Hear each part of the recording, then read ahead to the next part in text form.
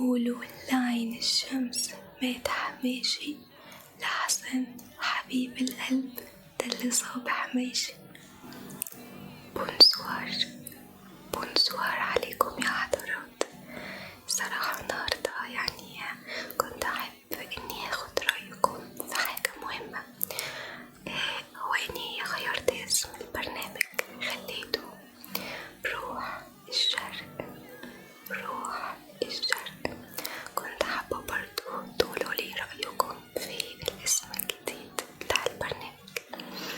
ودلوقتي واضح إني غيرت ستايل شعري شوية، أحب برضو أخد آراء حضراتكم.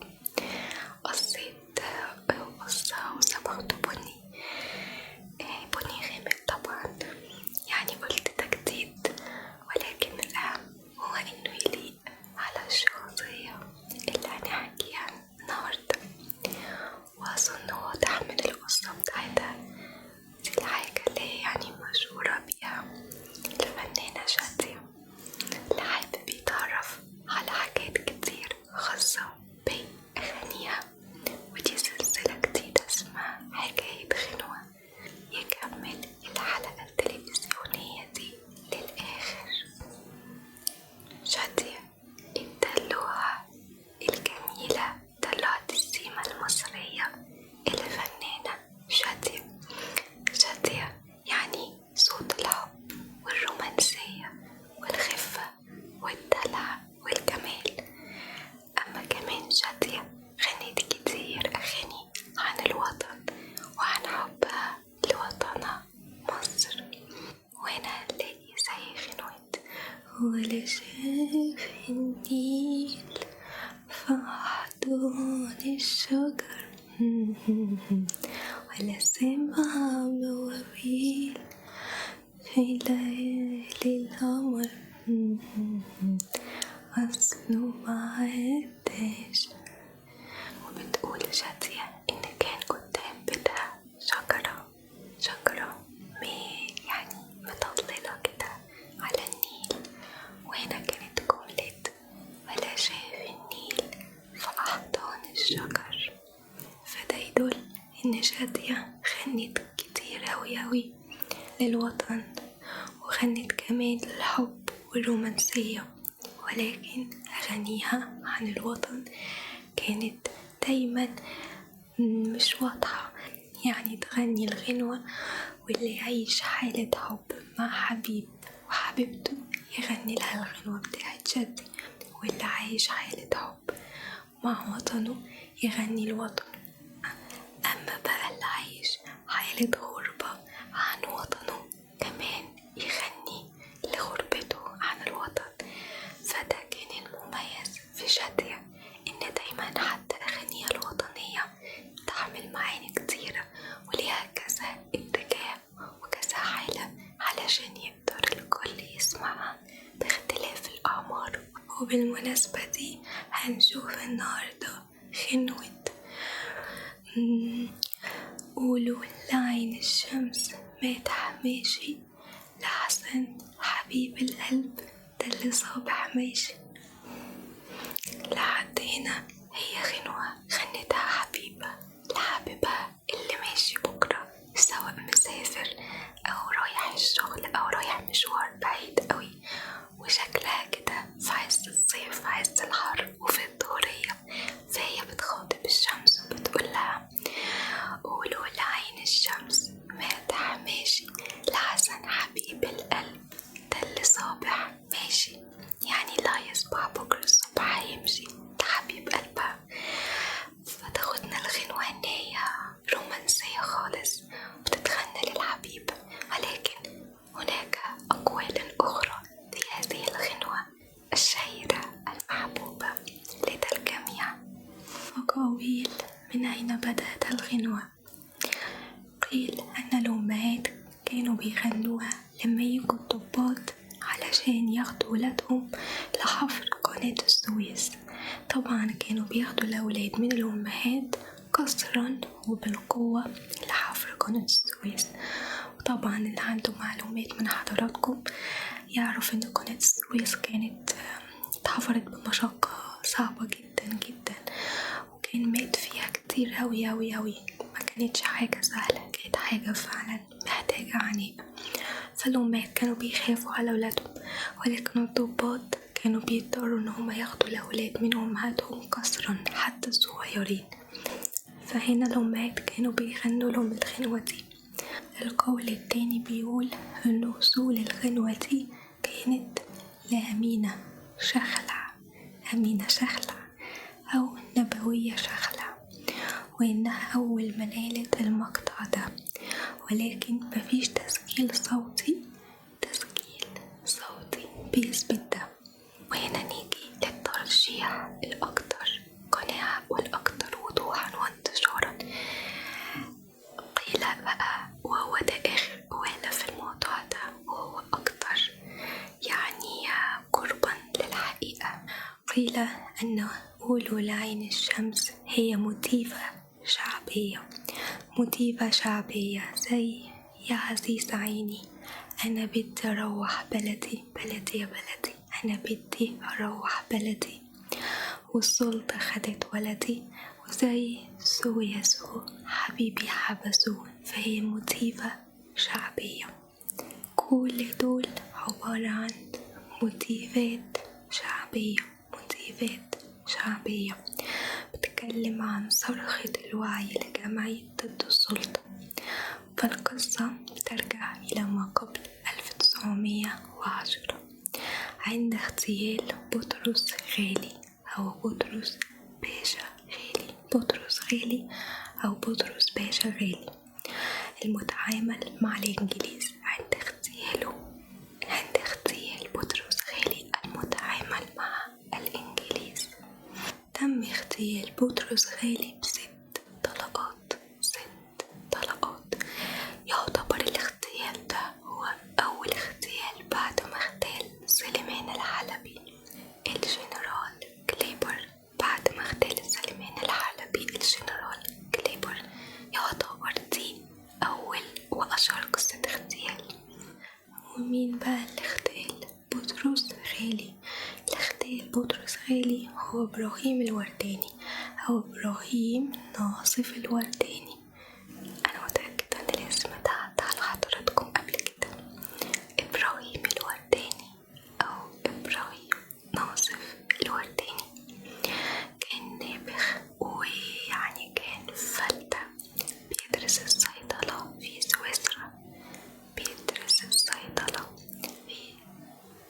سويسرا. وهو كان يتيم، ولكنه كان فلتة وكان نابغ، علشان كده عجب أحد البشوات وتبناه. ولما تبناه سفره ودرسه برا فبقى حاجة كبيرة قوي برا. ولكن مع ذلك كان عنده وطنية وانتماء لبلده اللي في البلد ذات نفسهم. ما عندهمش ربع وطنية ولا شجاعة إبراهيم الورداني. فإبراهيم الورداني كان منضم للحزب الوطني، هو تبع مصطفى كامل طبعا، منضم للحزب الوطني. وهنا القصة بتبتدي لما كان الإنجليز عايزين يمدوا قناة السويس لكمان 40 سنة علشان تخلص في 2008. امتياز قناة السويس بعد 40 سنة يخلص في سنة 2008. وامتياز قناة السويس ده يعني انه 3/4 الخير اذا ما كانش كل الخير بتاع قناة السويس يروح للإنجليز، واحنا اللي بنيناها، ولكن معظم الخير يروح للإنجليز ويبقى لنا احنا فتات صغيرة. فكانوا المصريين معترضين على فكرة مد امتياز قناة السويس، ومعترضين جدا. وهنا بقى ومع الأسف أصر بطرس غالي إن هو يمضي على القرار ده، وإن هو يدافع عن حق امتياز أو مد امتياز قناة السويس ل40 سنة كمان. هنا حس المصريين بل تأكدوا إنه بطرس غالي ولاؤه الأكتر للإنجليز، ولاؤه للإنجليز مش ولاؤه لبلده. الحادثة التانية اللي هيتأكدوا فيها المصريين إن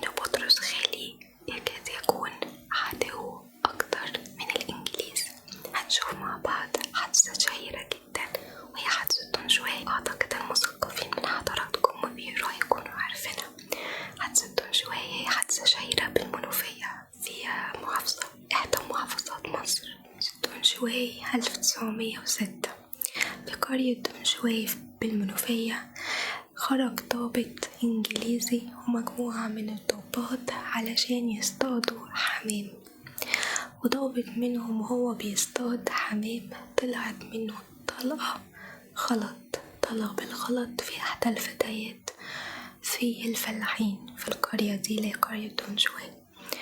فالبنت لما اتصابت بالطلقة دي أو المرأة دي أو السيدة دي توفت في الفور وماتت واتحرق جرن من أجران القمح.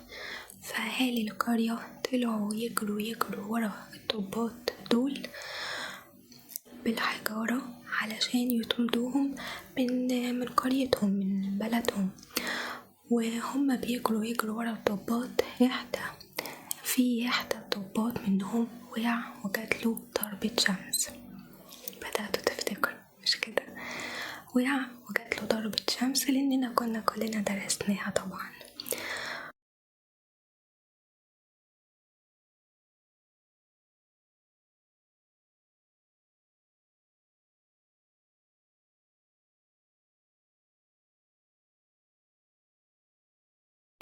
أما طبعا الإنجليز اللي بيكرهوا مصر ويعني عايزين يمسكوا عليهم بأي غلط، قرروا الإنجليز بقيادة اللورد كرومر من أسوأ القادة الإنجليز اللي مسكوا في مصر. فقرر اللورد كرومر إنه يستغل الحادثة دي لمعاقبة المصريين عقابا شديدا جدا جدا جدا، قتل وحرق وإعدام على العلن واعتقالات بالهبل، سجن. وقتلوا ناس كتيرة جدا، اتقتلت ناس كتيرة في الحادثة دي.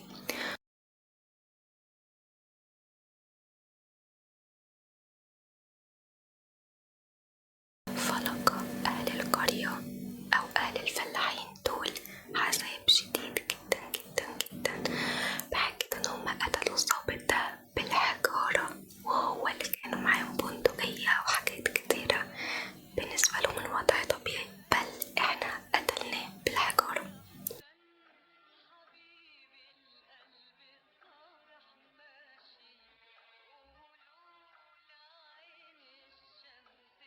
وهنا بقى اتقلب الرأي العام المصري بسبب الأحكام الظالمة دي والقاسية جدا على موت واحد فقط، لحد ما وصلت الأخبار دي للغرب. وقتها الغرب تعاطف معانا جدا والإعلام الغربي كمان تعاطف معانا. مين هناك في الغرب؟ بالظبط إبراهيم الورداني المصري. إبراهيم الورداني عايش في الغرب، وصلت له أحداث، هو عارف إن بلده في حرب، ولكن وصلت له الأحكام الأخيرة اللي صدرت ضد أهالي القرية اللي هي قرية دون شوي. نسيت أقول لحضراتكم حاجة مهمة، علشان الأحداث دي تتنفذ لازم يصدق عليها حد، واللي صدق على الأحداث دي أو على القتل والدمار ده كان بطرس غالي. فهنا بقى أعلن يعني خلاص، هو قال بنفسه إن هو انتمائه تماما للإنجليز أو للغرب. فقرر إبراهيم الورداني 24 سنة إن هو ينزل مصر ويغتال بطرس غالي ده تماما. وفي 20 فبراير سنة 1910 الساعة 1 الظهر أمام وزارة الخارجية تخرج من مسدس إبراهيم الورداني 6 طلقات لبطرس غالي، واحدة منهم تيجي في رقبته ويتوفى ويموت بطرس غالي ويتحاكم بطبيعة الحال، ووقف واستسلم واعترف بجريمته بكل فخر. وهنا بطبيعة الحال تم حكم الإعدام على إبراهيم الورداني. فهنا كانوا خلاص هيودوا الشاب ده اللي هو إبراهيم الورداني لساحة الإعدام والمنصة الإعدام. فكان الجو وقتها حر جدا جدا جدا، فخرج آلاف الآلاف، وخرج الأهالي ومن ضمنهم أهالي القرية، وكلهم كانوا بيغنوا ويقولوا قولوا لعين الشمس مات حباشي لحسن غزال البر ده اللي صاب حباشي. غزال البر كانت كناية أو كانت بدل إبراهيم الورداني، لأنه الإنجليز قبلها صدروا قرار إنه محدش يجيب أو ينطق أو يلفظ بأسماء المواطنين أو أسماء الفدائيين نهائيا. فخرجوا أهل القرية كلهم علشان يودعوا إبراهيم الورداني في موتيفة شعبية اسمها قولوا العين الشمس مادح ماشي لحسن حبيب القلب صابح ماشي أو لحسن غزال البر صابح ماشي. ودي كانت القصة الحزينة أو الوطنية أو البطولية أو أيا كانت سموها ايه وراء الأغنية الرومانسية والهادية قولوا لعين الشمس. ودلوقتي اللي حابب يكمل معانا غنوة أخرى ليا يا اسمراني اللون يتفضل. في سنة 1966 كانت مصر في أعلى درجة من درجات الثقافة بتاعتها، كانت كمان بتطور في الفلكلور المصري بتاعها. فالرائع بليغ حمدي عملنا عنه حلقة قبل كده، هو والسيدة وردة، كانت من أروع الحلقات. فبليغ حمدي عمل تيمة موسيقية وكان عايز يحط عليها الكلام، ودي حالة نادرة إن التيمة الموسيقية أو المعزوفة أو يعني الموسيقى تبقى موجودة الأول قبل الكلام. فعمل تيمة موسيقية وكان عايز يعني يحط عليها الكلام، فقال لعبد الرحمن الأبنودي عارف أغنية يا اسمراني اللون اللي بيغنيها الشوام؟ مش هي يا اسمراني اللون حبيبي الاسمراني اسمر وعيونه سود اما الكحل رباني. فرد عليه الأبنودي وقال له ما احنا كمان بنغنيها في الصعيد، ما احنا كمان دايما في الصعيد نغني يا اسمراني اللون يا اسمراني اللون. قال له طيب احنا دولتين بنغني نفس الكلام، ليه ما نغيرش في لحن الغنوة ونخليها ليها طابع شعبي وليها طابع كده يعني شعبي فتنتشر بسرعة. وبدأ يطلع العود ويعزف عليه، ولكن كان لسه محتاج الكلمات. وشادية عندها 17 سنة كانت معزومة في فرح، وبما ان هي كانت لسه في بدايتها وكانت لسه بتاخد خطواتها الأولى في الفن وفي الغنى، عزموها ان هي تطلع على المسرح وتغني. وهي بتغني كان في شاب أسمر ووسيم وجميل منزلش عينه من عليها طول فترة الغنى، وهنا أربك شادية وهي بتغني. وبعد ما نزلت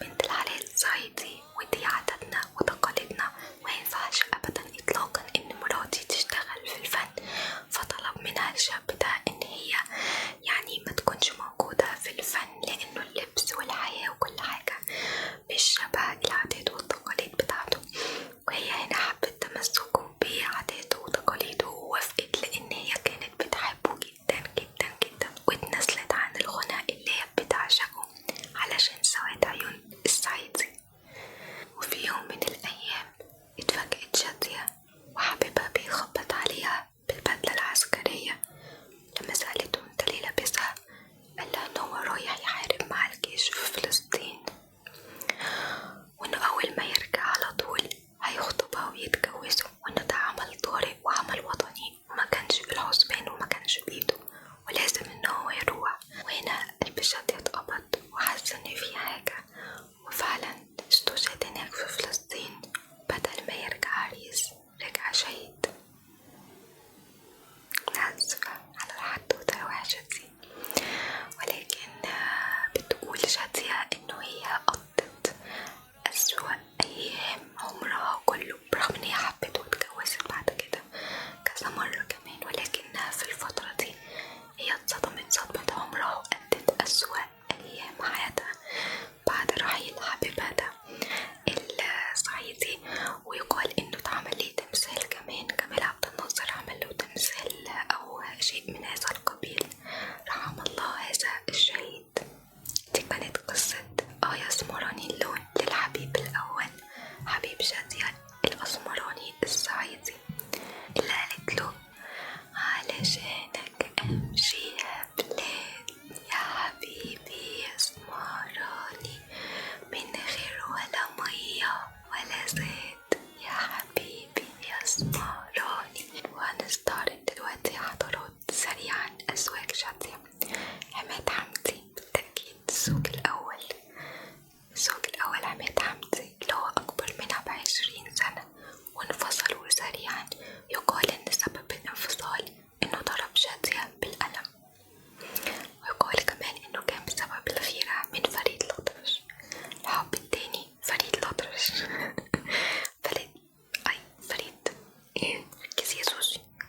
بعدها حبت شادية فريد الأطرش، ولكن بطبيعة حياة فريد الأطرش المختلفة عن شادية ما كانتش العلاقة القصيرة دي. الزوج رقم 2 1958 وهو عزيز فتحي، وأنا ما عنديش أي معلومات تخص الزوج ده أو الزيجة دي. الزوج رقم 3 وهو الأشهر طبعا الفنان صلاح ذو الفقار. صلاح ذو الفقار أو صلاح ذو الفقار طبعا عرفوا بعض بعد فيلم أغلى من حياتي. بالظبط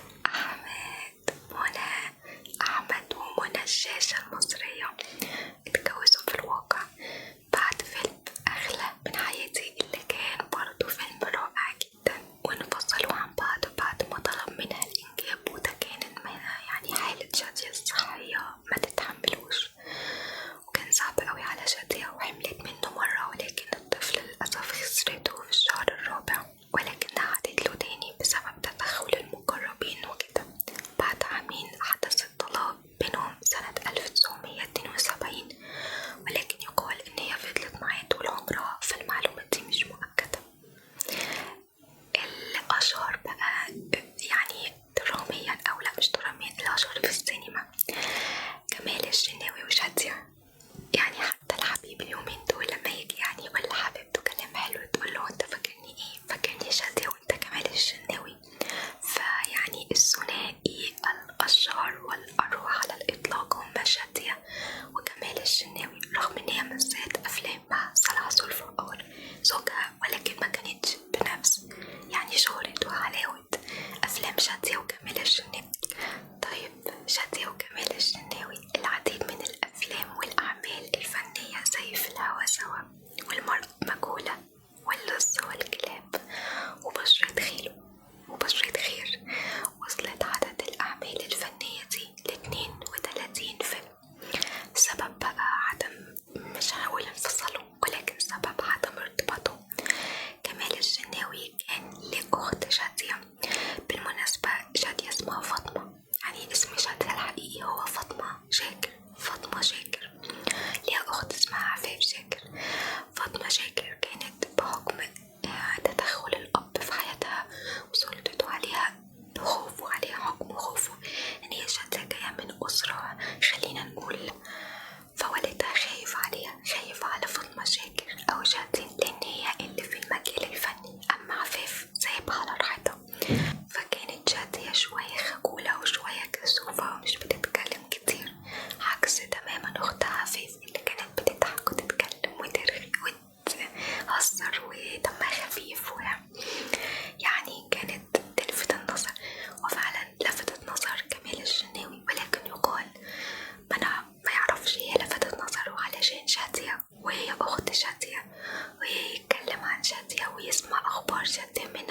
ولا هو فعلا حب عفيف أخت شادية.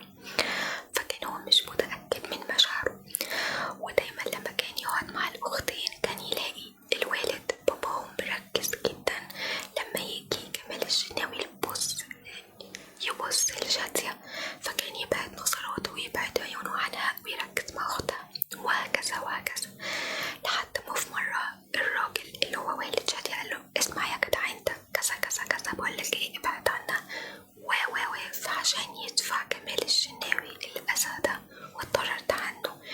قال له يا عمي انت فاهم غلط حضرتك، انا جاي طالب ايد عفاف شاكر بنت حضرتك.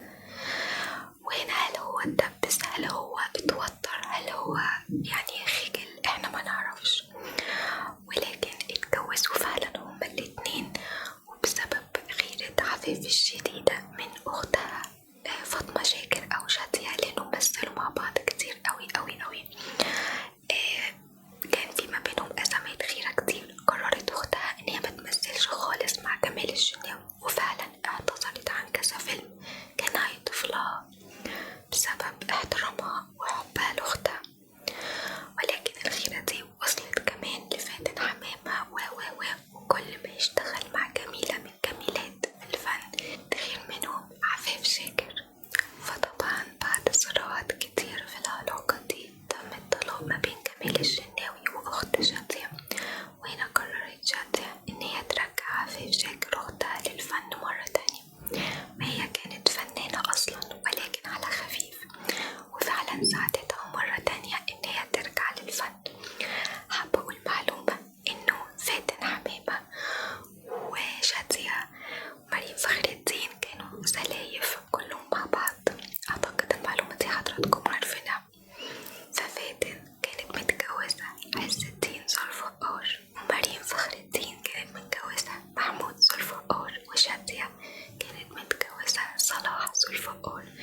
كلهم كانوا بيقولوا ان علاقتهم كلها مع بعض ما كانتش كويسة الا شادية. كانت شادية هي الست الرزينة العاقلة الكمل اللي فيهم، وكانت والدة صلاح ذوالفقار بتعشق شادية، يعني حماتها كانت تحبها قوي قوي قوي، تحب فيها العقل والاتزان عكس سلايفها التانيين. أتمنى تكون كلمة سلايف موجودة في كل البلدان العربية، يعني أخت، لا مرات الزوج، لا العبط اللي بقوله ده يسر مرات الزوج ايه، أخت مرات الزوج بتقولهاش يسر، سلايف معروفة. وانت يا عمو اللي عمال تخبط في السقف ايه؟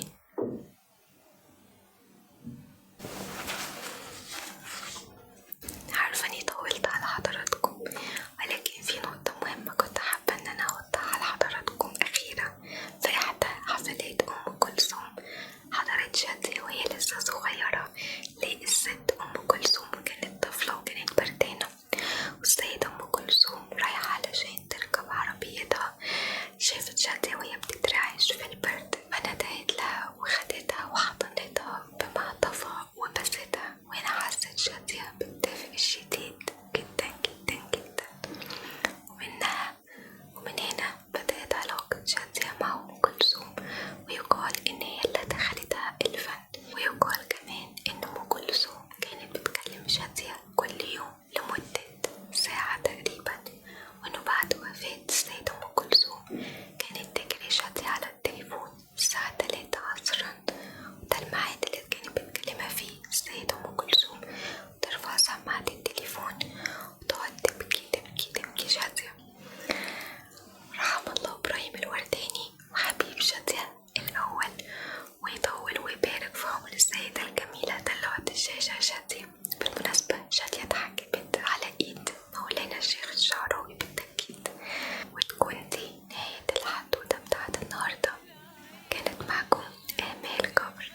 لو حبيتوا السلسلة دي اللي هي أغاني أو حكايات، اللي هي حكايات الأغاني، عبرولي عن إعجابكم في الجوابات، أنا بقرا كل حاجة من البريد. متشكرة جدا، وليلة سعيدة عليكم يا هوانم، تصبحوا على ألف خير، أتمنى لكم أحلى حياة في الدنيا. باي باي، وربنا يطول ويبارك في عمر السيدة الجميلة دلوعة الشاشة. الشاشة